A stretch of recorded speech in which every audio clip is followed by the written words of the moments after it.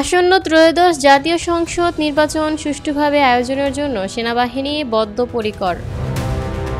আজ বুধবার দুপুরে ঢাকা সেনানিবাসে সেনা সদরের এক প্রেস ব্রিফিংয়ে লেফটেন্যান্ট জেনারেল মোহাম্মদ মাইনুর রহমান তিনি এই কথা বলেন।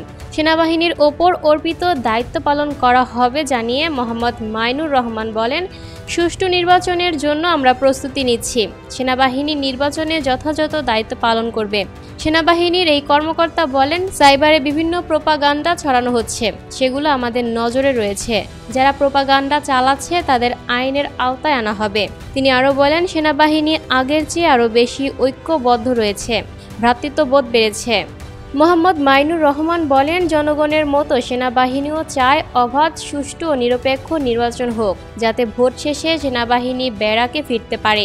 নির্বাচনী দায়িত্বে 90 থেকে 1,20,000 সেনা নিয়োগ থাকবে।